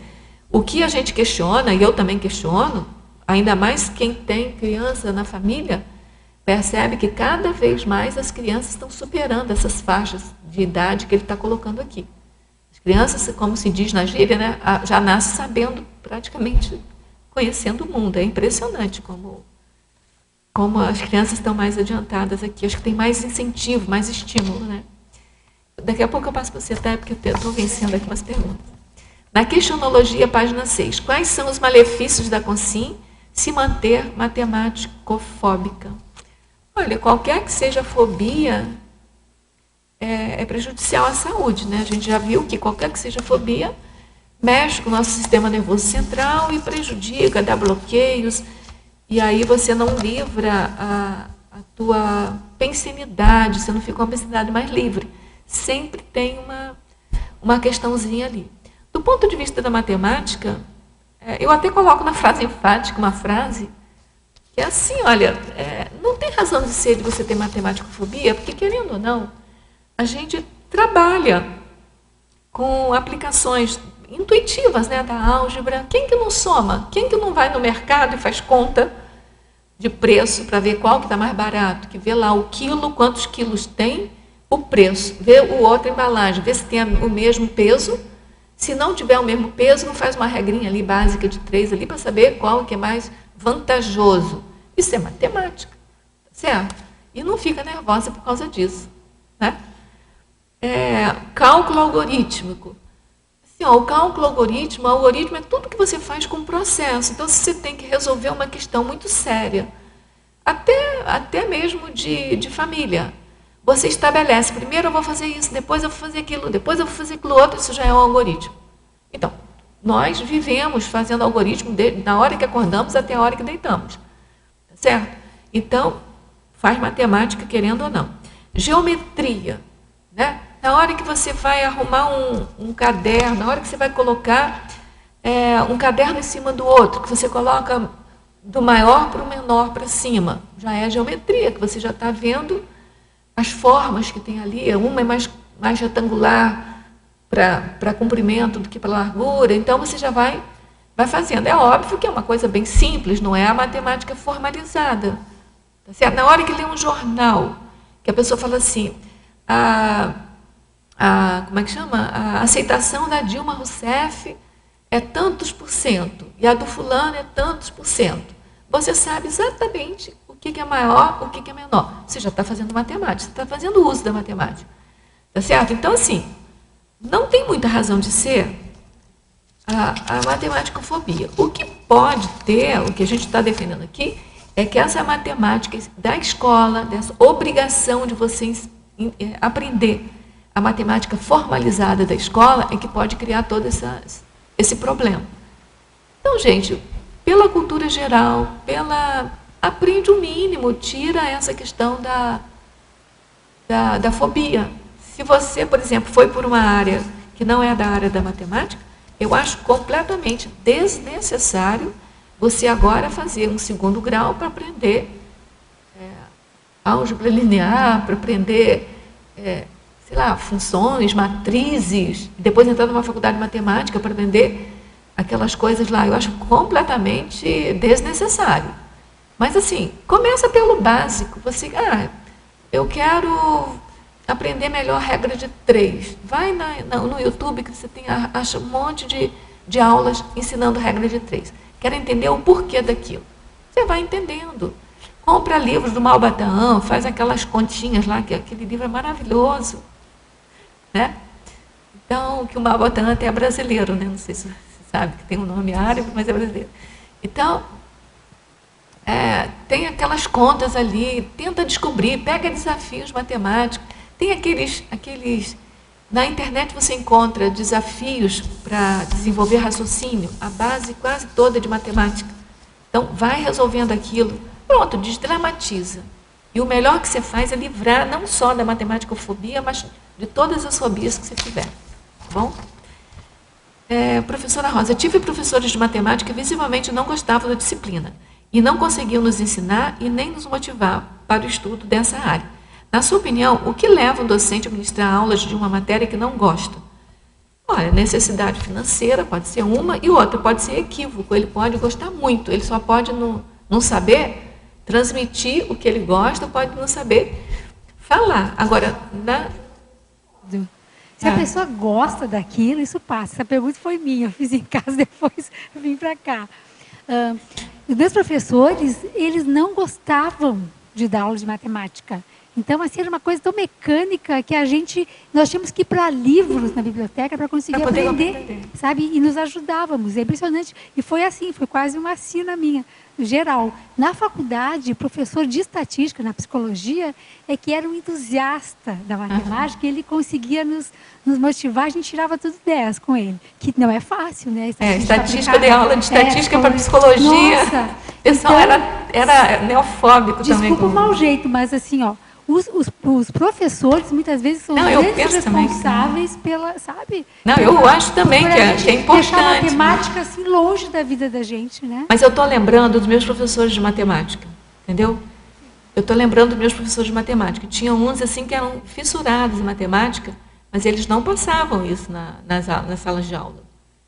É assim, eles, sabe aquela coisa assim mais introspectiva, de poder, sabe? Eles não passam. Eles não passam.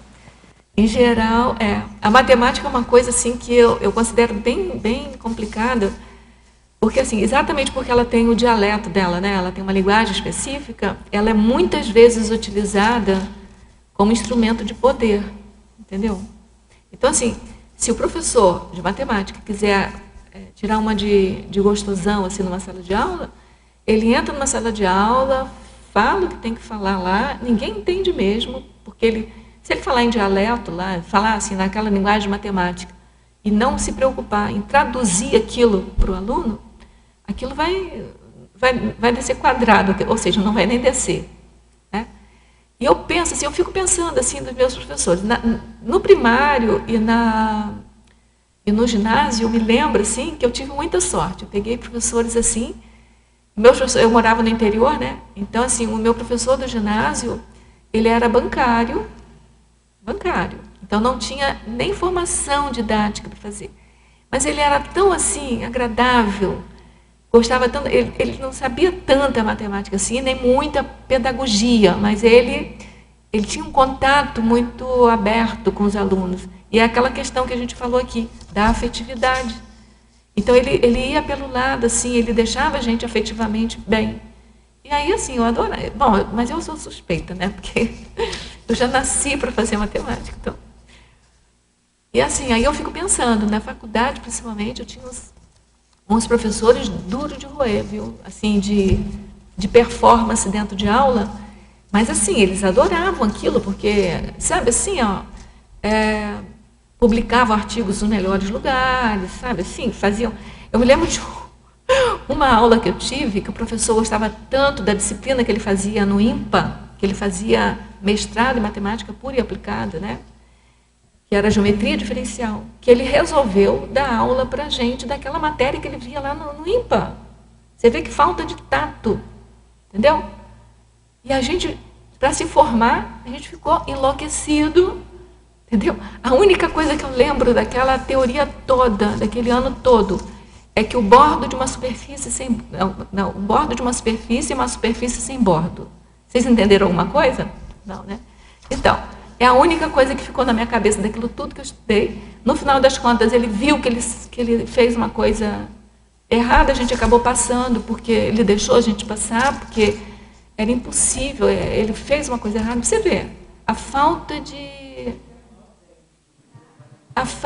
didática da pessoa, a falta de senso, entendeu? Então, assim, e ele adorava, ele estava adorando aquele curso. Ele fez aquilo com a gente porque ele adorava aquilo, entendeu? Então, tem de tudo nessa vida. Tá? Agora, eu concordo com você que assim, mais no nível do primário, no nível secundário, eu acho que as professoras muitas não devem gostar porque não entendem bem a matemática. Entendeu? Concordo com você. Agora, o que leva o professor... Olha, se for primário, ela é obrigada, né? Porque ela dá aula de tudo ali. Então, ela não tem que ter formação de matemática para ensinar a aula do primário. Se for do secundário, se ela fez... Do secundário, ela fez a faculdade. Se ela fez faculdade, ela gosta da matemática. O que tem, ela deve ser mal-humorada, não deve compreender bem como ensinar, os alunos devem perturbá-la. Eu não sei explicar por quê, né? Porque além de eu gostar de estudar matemática, eu sempre gostei de dar aula de matemática. Então, eu não sei por que uma pessoa faria isso. O fato de relacionar a matemática com a vida cotidiana, quando de fato utilizamos os princípios dessa área em todos os aspectos da vida, poderia favorecer a superação da matematicofobia? Com certeza. E tem muitos livros, se você colocar na internet, matemática na vida, matemática, bota assim, matemática mais vida, o cotidiano, você vai encontrar não só vários artigos, como livros também, tá? Eu tenho vários aqui, depois se der tempo eu mostro. Mitologia. Poderia aprofundar o primeiro mito, os homens terem um cérebro mais preparado para as mulheres se comparado ao das mulheres. Isso é um mito. Antigamente se pensava que os homens tinham um cérebro mais preparado para a matemática do que as mulheres, porque as mulheres eram proibidas de fazer matemática. Então, tinham muito poucas matemáticas fazendo matemática. Tinha, há 2 séculos para trás, algumas mulheres se vestiam de homem, se faziam passar por homens, e assim, a maioria que eu vejo assim, nas bibliografias, a maioria das mulheres que conseguiram fazer matemática, elas eram filhas de intelectuais que estudavam, que tinham biblioteca em casa de matemática. Então, isso veio um mito, mas as mulheres são tão capazes quanto os homens. Poderia falar sobre a relação entre o afeto e a cognição, no caso do ensino-aprendizado da matemática? A gente já falou mais ou menos do afeto. Esse afeto é a condição da relação favorável entre o professor e o aluno, entre o aluno e o outro aluno, é um senso de pertencimento. Ele tem que ter uma situação de convívio na sala de aula, na escola, de afetividade, de aceitação, de acomodação. Fala. Para você, se não é sinergismo, se o professor não cria esse sinergismo, acaba criando facilita passar essas bases mais abstratas, né? Acaba passando mesmo. Porque tem um sinergismo aqui muito interessante. Depois, eu tenho que acabar isso daqui, peraí. Por que os professores de matemática têm dificuldade de ensinar matemática, mostrando exemplos práticos de sua utilização no dia a dia ou sua aplicação nas profissões onde ele é utilizado? Olha, eu vou tirar por mim. No início eu também tinha muita dificuldade e eu acho também que nem todos os assuntos da matemática são possíveis de serem mostrados no dia a dia. Como eu disse, aquela história, por exemplo, da raiz de 2. Eu nunca precisei de resolver nenhuma raiz de 2 na minha vida pessoal. Assim, para resolver nada na minha vida, para comprar nada em mercado, entendeu? Nada assim.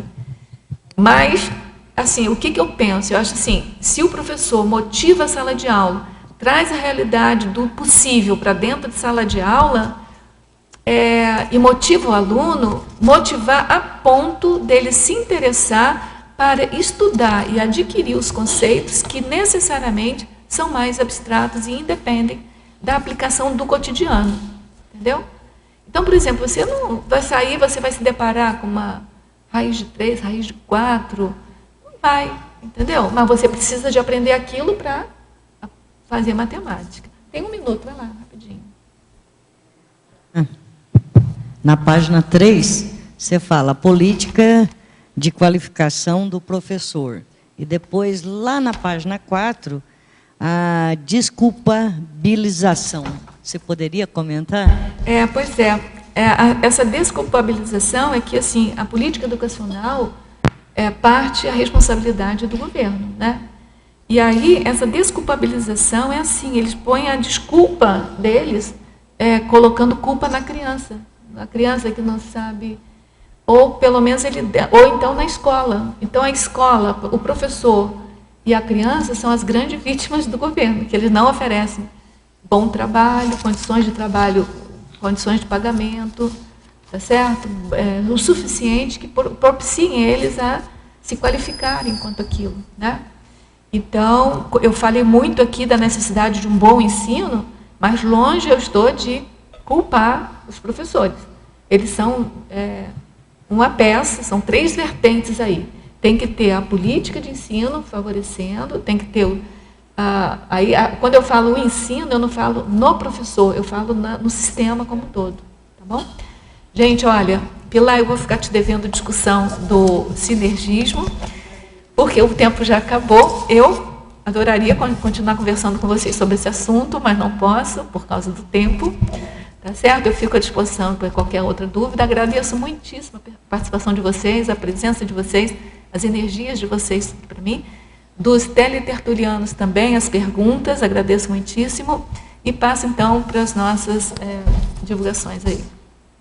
Obrigado. As pontuações da tertúlia de hoje são 15 assinaturas no livro de presença, 11 perguntas presenciais e 23 perguntas respondidas online. Hoje nós temos 4 recados. A Marta, concurso Energometria. A Beatriz, concurso avançado em Saúde Consciencial. A Eliana, concurso Agenda Autodesassediadora. E a Marta, com primeiro simpósio Teáticas da Conscienciologia. Mas antes, nós teremos os amigos da enciclopédia. Boa tarde. A gente quer convidar você, tertuliano e teletertuliano, especialmente para ser um amigo da enciclopédia. Ou seja, um amparador intrafísico que ajuda com uma contribuição financeira anual para manter a produção dessa mega GESCOM da CCCI. Você entra em contato com o CAEC no telefone 45, que é o nosso código de área, 35 25 26 52, e peça mais informações. Eu agradeço desde já.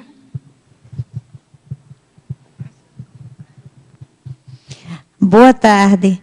Olha, dias 7 e 8 de junho, será ministrado pelo professor Mário Oliveira o curso Energometria, na série da CIP, no Polo Discernimento.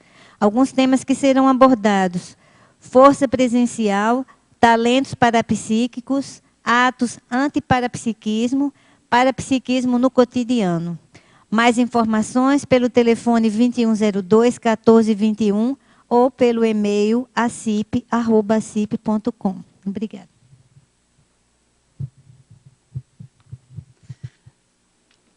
Boa tarde a todos. A OEC convida você a participar do curso Avançado em Saúde Consciencial. Este curso possibilita ao participante a vivenciar a autoconsciencioterapia e aprofundar nas autocuras. É um curso composto de 12 módulos mensais e acontecerá no campus da OEC, com início no dia 16 de agosto de 2014. Esta é uma oportunidade para você ampliar sua saúde, favorecendo assim maior equilíbrio e qualidade de vida. Os temas abordados em cada módulo: 1. Bases da consciencioterapia e autoconsciencioterapia. 2. Parasemiologia. 3. Saúde somática. 4. Saúde energossomática. 5. saúde psicossomática. 6, saúde mental somática. 7, saúde na vida intrafísica. 8, saúde multidimensional. 9, saúde grupocármica. 10, fundamentos da paraterapêutica. 11, fundamentos da paraprofilaxia. E 12, cosmoética e saúde consciencial. Maiores informações pelo telefone, código de área 45 3025 1404, ou pelo site www.oec.org.br.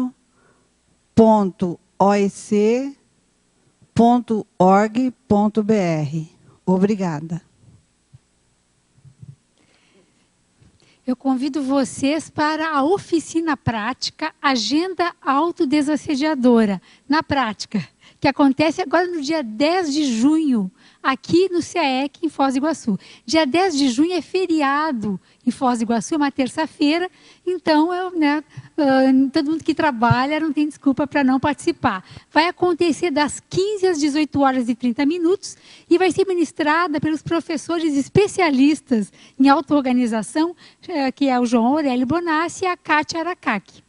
Você pode fazer inscrição na recepção do CAEC, o investimento é R$60, e você vai trabalhar, você traz a sua agenda, né? E você vai trabalhar de forma prática e vai aprender, então, a montar uma agenda personalizada, a ter critérios no agendamento dos compromissos, fazer as resoluções prioritárias e entender a interação temperamento e produtividade. Muito obrigada. Boa tarde a todos. Hoje nós vamos falar para vocês sobre os trabalhos que serão apresentados na terceira mesa de debates, no dia 27 de julho, dentro da jornada de autopesquisa da Conscienciologia. Nós vamos ter a primeira semana paracientífica da Conscienciologia. Nesta primeira semana, que vai do dia 21 ao dia 27, nós teremos vários eventos. O primeiro deles é o Encontro dos Colégios Invisíveis, é o 4º encontro esse ano, no dia 21. No dia 22, nós vamos ter a segunda qualificação da pesquisa conscienciológica. Dias 23 e 24, a primeira jornada Cosmovisão da Autopesquisa, e nós vamos terminar essa primeira semana paracientífica com o primeiro simpósio Teáticas da Conscienciologia.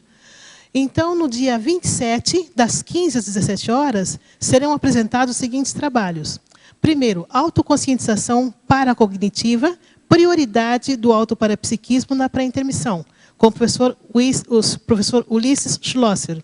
Depois nós vamos ter pré-intermissiologia como técnica para-reurbanológica, com o professor Alexandre Baltazar. E na terceira mesa vai ser Teática da Focalização Consciencial, com o professor Roberto de Almeida. Convidamos a todos. E as informações complementares podem ser obtidas pelo telefone 045 3525 2652, repetindo o telefone 045 3525 2652. Obrigada e até lá.